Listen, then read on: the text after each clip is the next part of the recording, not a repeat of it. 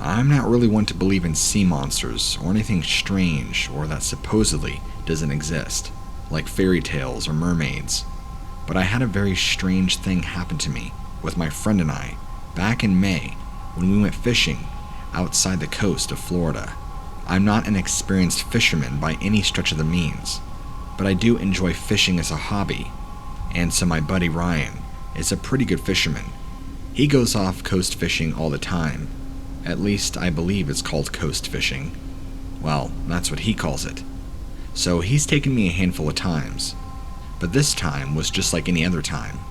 And with the whole COVID thing going on, I figured a nice day fishing would have been good for both of us.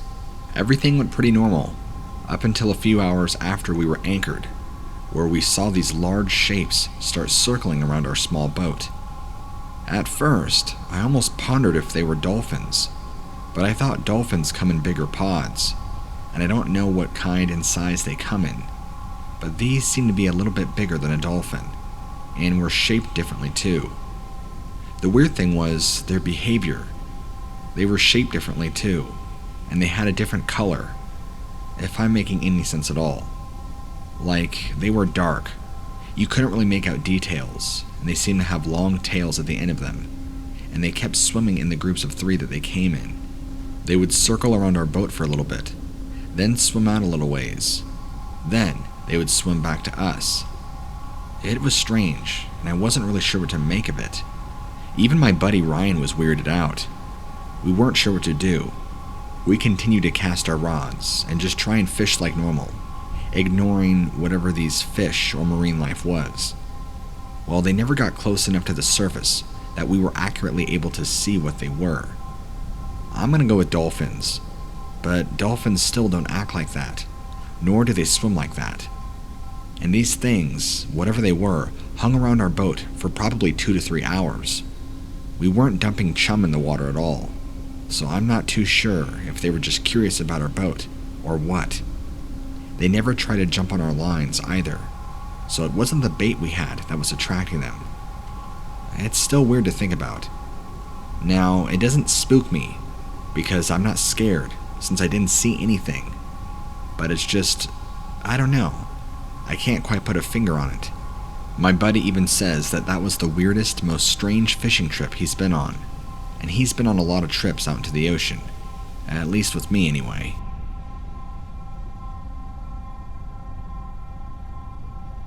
Not my story, but a close friend of mine's who's been fishing for well over 25 years in the Gulf of Mexico, the East Coast, and the West Coast as well, and has caught all sorts of fish, including sharks, and a host of other legal and illegal fish.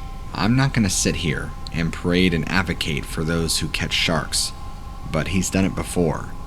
I'll keep the backstory pretty minimal, but I just want you to know that he's caught his fair share of fish, and so when he catches something out of the ordinary, it's going to stand out in his mind. A few years ago, he was telling me, he caught something very strange off the coast of Texas. What he caught, he described as eel-like, being very long and having these strange tendrils off the tail of its body that almost hung out behind it, kind of like the tentacles of a jellyfish, although they weren't jellyfish-like tentacles. It was a very strange-looking creature, he described. It was long like an eel, or like a serpent, but it didn't look like an eel. It kind of reminded him of a viperfish, and it was kind of bloated in the middle, and the length was around 8 to 9 feet in length, and about as thick as his torso. He said he had never seen a fish like it ever before, and wasn't exactly sure what to call it, or to classify it as. He took a picture, and sent it to one of his close fishing friends as well. They didn't know what the hell it was, and they had never seen anything like it either. But, him being him, didn't really put too much into it. He took it home, cut it up, and ate it, and apparently it didn't kill him. I kinda wish he would've kept the picture, or at least kept the fish, so we could show people. But with his type of personality, he's not really the type of person to catch a new species of fish, get all excited about it. He could honestly care less, whether he's seen it before or not. It's going on his grill, and into his stomach. That's pretty much his attitude on it. With the whole quarantine thing going on lately, we ended up talking, and I somehow got on the topic of catching fish, and we talked about that for a while, in which I asked him what was the strangest catch he's ever had, and then that came to his mind and he told me about it. Anyway, I just thought I'd like to share this with you, since you might find it interesting.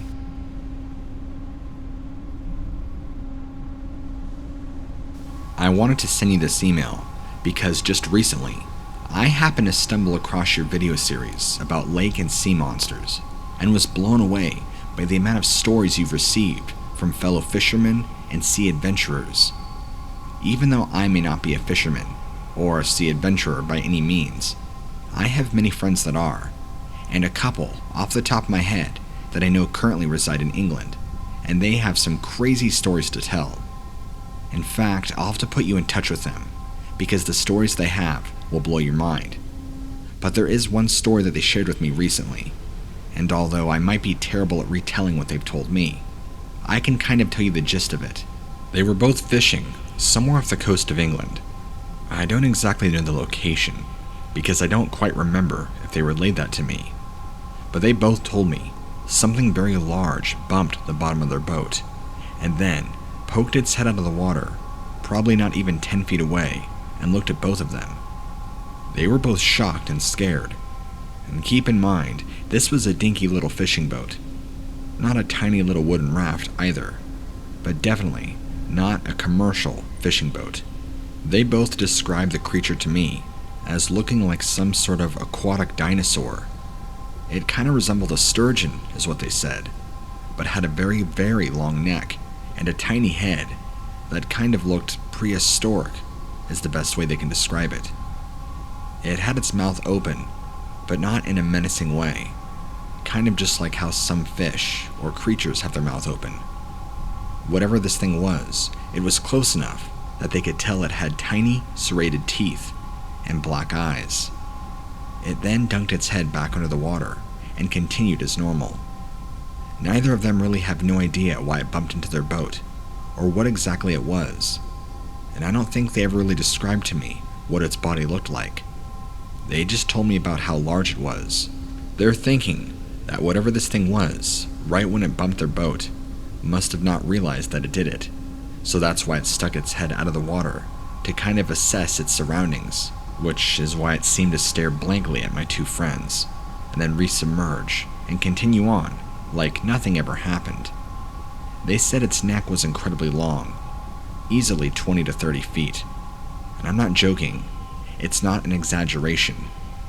They said it was much longer than a giraffe's neck, and the body of this thing had to have been massive, maybe 30 to 40 feet in length, and the neck was probably around 20 to 30. They said it reached high above the water, and the head was probably roughly the size of a human torso, maybe 3 feet from the edge of the mouth to the back of the neck. Again, this is all just rough speculation on their end, from what they saw about 20 feet away from this thing. They said it's almost impossible to know for absolute sure, but they said that's not the first time crazy stuff has happened off the coast of England. And while it is very frightening, they've assured me that weirder stuff has happened, and it's not the first time or the last they'll probably see something that isn't supposed to exist, or see something that we don't know about as mankind. I'm going to go ahead and keep their names anonymous, but one of them has a grandfather who's been a fisherman his entire life. He had a story in which years and years ago, I want to say it was back in the 70s or the 80s, his tiny ship was attacked by what they would describe as the Kraken. And I know that sounds kind of far-fetched, but the best way they put it into detail was it was some large octopi-like creature that was far larger than their boat, that literally tried to drag them down to the depths. Of course, when it was told to me, my mind immediately went to the whole Pirates of the Caribbean Kraken scene. But I really don't think it was that large, but it must have been of significant size to be able to try and take a boat down. So who knows? After all, there are all sorts of large predatory creatures in the ocean. Some that live so deep we'll never ever know about their existence. I don't want to make this too long, so I'll go ahead and reach out to my friends and have them send you over some amazing stories, and we'll see where we can go from there. But in the meantime, just try and stay out of the ocean. It's obvious that there are things living in there that we can't even comprehend.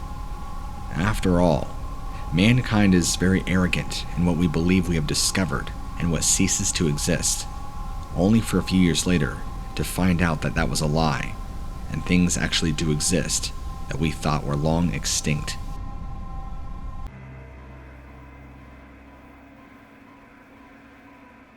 It's been almost 7 years now since I was visiting Mono Lake with a friend in California.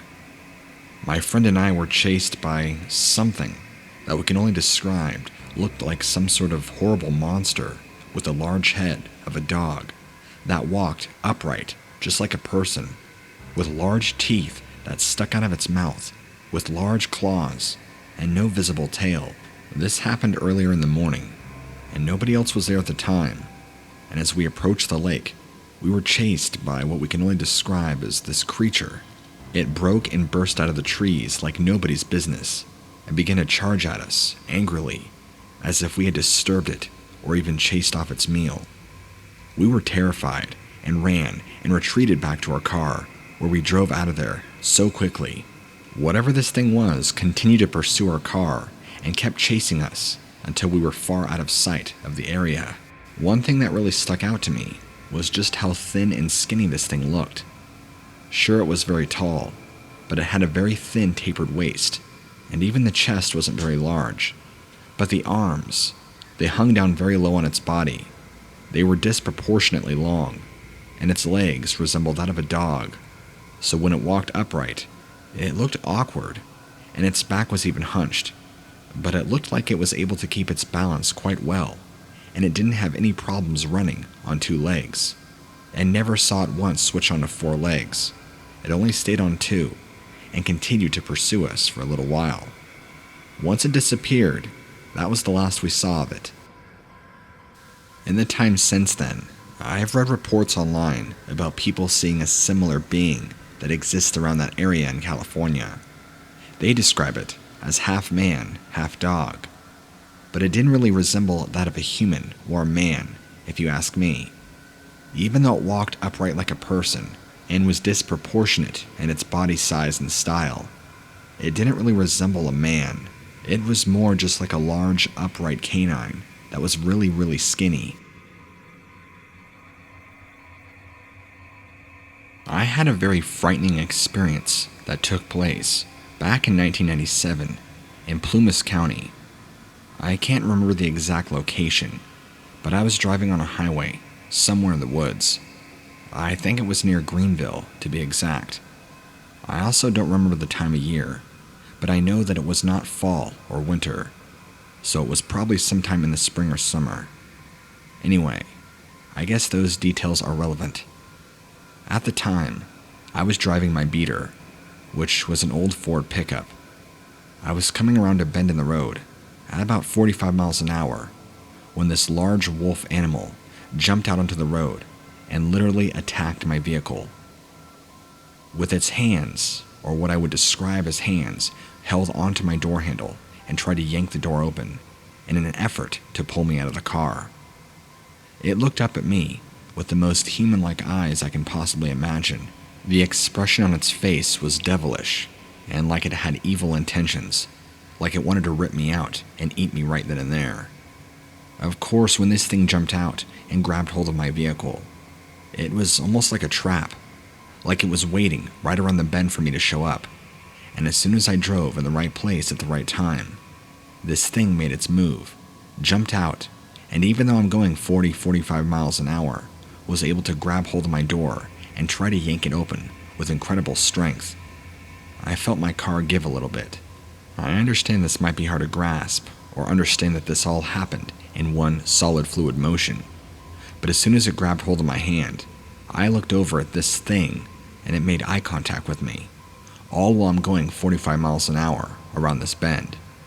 I look back to the road, and I floor it out of a sudden adrenaline rush, and this thing lets go and starts chasing my truck. Then, within seconds, leaps up into the air, probably 12 feet, and jumps into the bed of my truck, then proceeds to smash its paw through my back window. And keep in mind, this beater isn't anything special. It's a rinky-dink 2-seat truck and has a little back window like every truck does. Whatever this werewolf creature was, smashed its paw or fist, whatever, into the back window, trying to grab hold of me, but for some reason couldn't.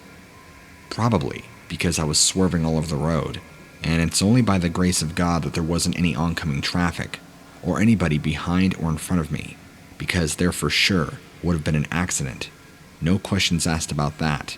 Within seconds I made a sharp turn to my right, and nearly threw this thing out of the bed of my pickup truck.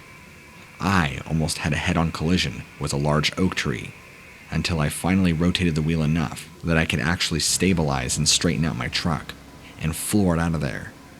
I think I knocked this thing onto the pavement, and it seemed stunned, but when I kept checking back in my rearview mirror, it was gone. I never saw this thing disappear, nor did I ever see this thing jump off into the woods, so I don't know what happened to it, or where it went off to. For all I knew, it was paralleling me in the woods, and I had no idea, so I floored it even faster and got out of there. This was easily one of my most traumatic experiences that I've ever gone through, and you wouldn't imagine explaining how I got my back window punched in to my girlfriend at the time. I couldn't tell her some Wolfman thing did it, or that it jumped in the bed of my truck and nearly tried to kill me, so I had to make up a story that I was being dumb and threw a rock at my back window. Trust me, I got the cold shoulder for months afterwards, and was even forced to sleep out on the couch. But what was I supposed to do? Nobody would have believed my story. Sometimes when I think back on it, and I think the world we live in, I question if I'm not going crazy, that it was some sort of nightmare, that I just envisioned the whole thing, that maybe, just maybe, I fell asleep at the wheel. But I know for sure what happened. It's just too vivid of a memory. I'll never forget the eyes and the way it looked at me. It looked animalistic, but there was something behind the eyes, something that told me that it had intent, very evil intent, that wanted to hurt me, do damage to me, get to me, like it was waiting for me. I'll never be able to accurately come up with an explanation for that. I don't even think anything can really explain that.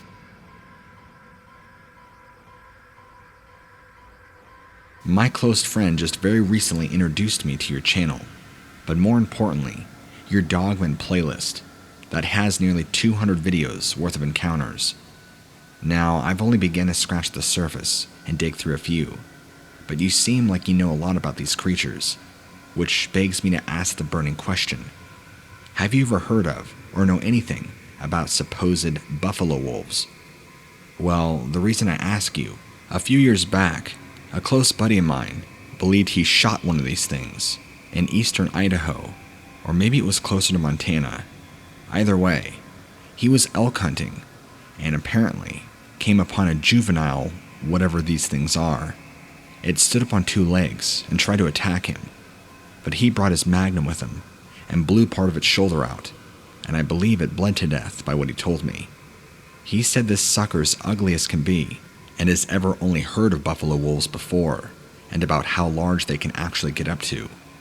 But he's pretty sure this was one of them, and that it was a juvenile, because he said it was much smaller than what he's heard.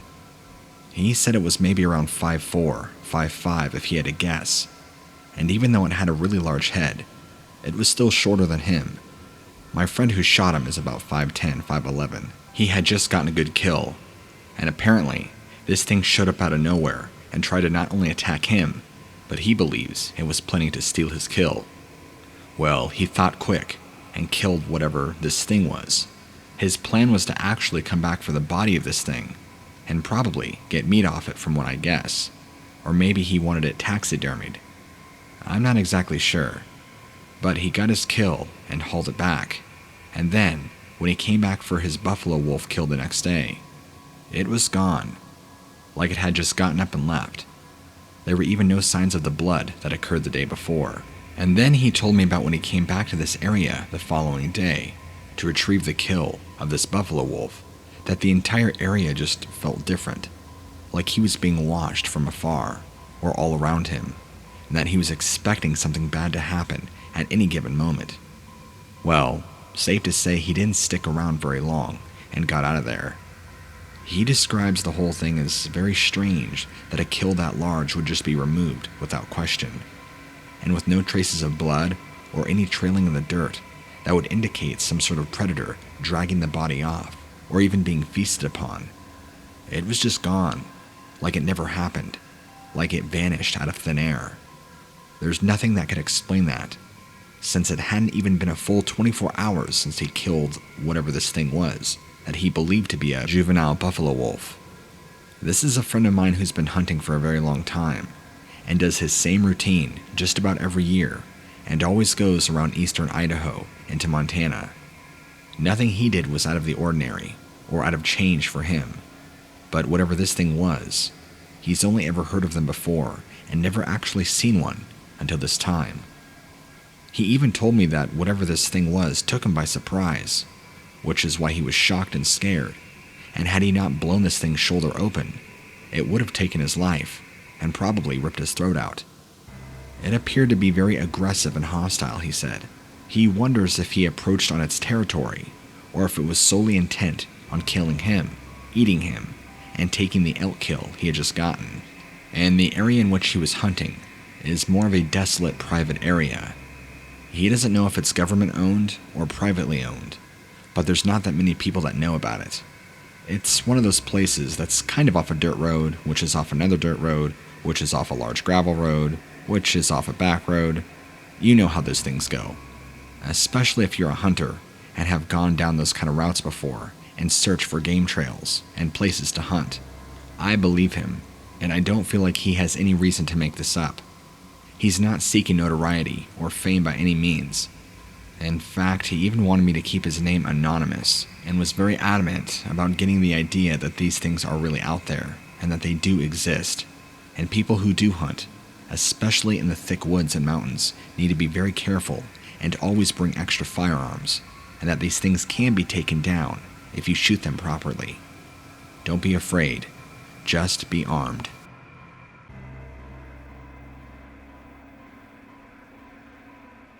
The Mothman is one of those things that happens to just divide people into two different camps. Those that think it's dumb, and those that think it's an intelligent and sentient being, and has its own motives. I lean towards the second. I only saw the Mothman once, ever, and the encounter not only came to define my life ever after, but it remains my earliest and most vivid childhood memory. I was 7 years old, and my parents had a home in the suburbs of Chicago. I know what you're thinking when you hear Chicago. Skyscrapers and carbon dioxide. But where we lived, it was as country as a turnip green, and pretty quiet. Monsters were the last thing on my mind, at least not other than the ones that we heard about in the news that came from the cities. I was out having fun in a cluster of trees one day. I could tell that the sun would set soon, and I was beginning to head home, when I became aware of a sort of strange buzzing sound. I couldn't tell you if it was something that I heard, or if it was something that I actually felt.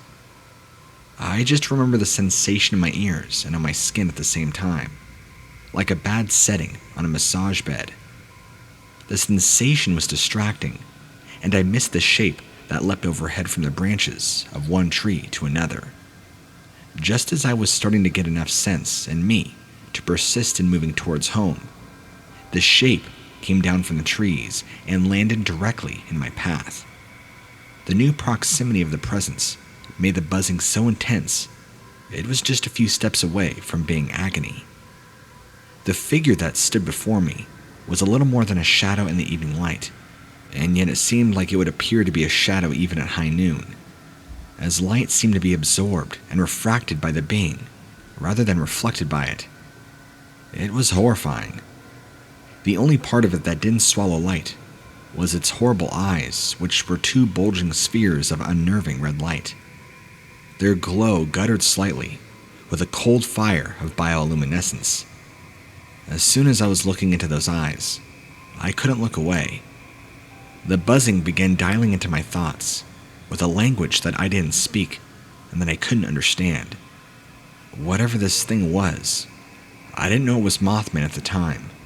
It was trying to speak to me telepathically, in some sort of demonic language. I could only observe how my mind was reacting to it. I couldn't tell if it was psychic or something more. 3 times the buzzing sensation ramped up to an unbearable intensity, like I was being punched or whipped or slapped from the inside out. On the 3rd stroke, my vision went blurry, and I passed out. I woke up in my bed, and the memories were distant enough to make me question if I had dreamed the whole thing. When my parents entered my bedroom to check on me, the looks on their faces told me that I had dreamed none of it. Like any 7-year-old would, I told my story of the horrific monster that I witnessed, as if I were relating something perfectly matter of fact, and I described the things that it did to me as best as afforded by my limited 7-year-old vocabulary. Nobody believed me. I mean, how could they? Asking anyone to believe in a 9-foot entity resembling a demonic moth that went around giving children migraines was a high price. Asking for an additional leap of faith in that notion that said demonic moth was now outside of its native home. It wasn't until later in life that I could tell that my encounter with the Mothman wasn't just a benign crossing of paths. Rather, it had seeded something inside of me. I became intimately acquainted with anxiety and dread. Right before something awful would happen in my world, I would feel that buzzing sensation. Sometimes it would be subtle, as a tingling in my fingertips. Other times it was unbearable, as if one of my limbs had been asleep for hours. Or it would be deafening, keeping me from sleep. But without fail, whenever the sensation came, trouble accompanied it. I'm in my 30s now, and over the years, I've done my research on this thing. It itself has built a reputation as being a harbinger of doom, like a bad omen appearing before disaster, much the same way of its appearance back in the 1960s and the great collapse of the bridge. Don't think it's a curse that I could hammer out into a blessing. My experience with the Mothman might be a little different than anything else you've read, but it still holds a common thread with the other accounts for one simple fact. Nothing, literally nothing, has ever occurred in connection with the Mothman that has ever been good. My experience with the Mothman isn't all that big, and yet somehow it is. I'll tell you, and you decide what to think. I'm from Point Pleasant, West Virginia, the supposed nest of the beast, I guess. I was in college at the time. Me and my buddies had made it in all together, so it was only a matter of time before we got in trouble. My friend Jack had met a girl that he really liked, and all of her friends were boy-hungry and were eager to pair off with the rest of us. Looking back, it's questionable if they even really liked us. But when you're a college brat, you don't always need a reason to do things, especially things that involve the opposite sex. All we knew was that we were together, and each of us had a girl that we thought we could call our own, and we had access to some pretty decent alcohol and no adult supervision. Add that to the ingredient of there being woods nearby in any direction, and you went viola, the perfect recipe for a good time, or so I thought. The girl I had paired off with for the reason of college was your stereotypical flowsy blonde, and for the sake of the story, we'll call her Cheryl. We sat around the campfire. Before long, we kind of weren't talking to each other anymore, but pawing at our dates. Me and her got the notion to go play hide and seek in the deep dark woods. So, we stumbled over the bodies of some of our lightweights in our group and went off into the pines. I couldn't see her, but I could hear her. She was giggling uncontrollably, and at the time, it was the cutest thing in the world. I don't really know at what point I stopped hearing her giggle, but I could still hear her movement all around me. I figured my senses must have been royally blunted, because she suddenly had this incredible speed. When I was closing in on her in one direction, it seemed like she would disappear and reappear behind me. And then, when I would turn around, the sound of her feet were somewhere else. I finally yelled out that it was time to stop screwing around. A voice answered me, but it wasn't Cheryl's. It automatically dialed my dread knob up to 100, despite my intoxication. Imagine hearing that sound while you're all alone in the dark, when you thought you were alone with your girlfriend, and you suddenly realize she's not there. Well, that's how I felt.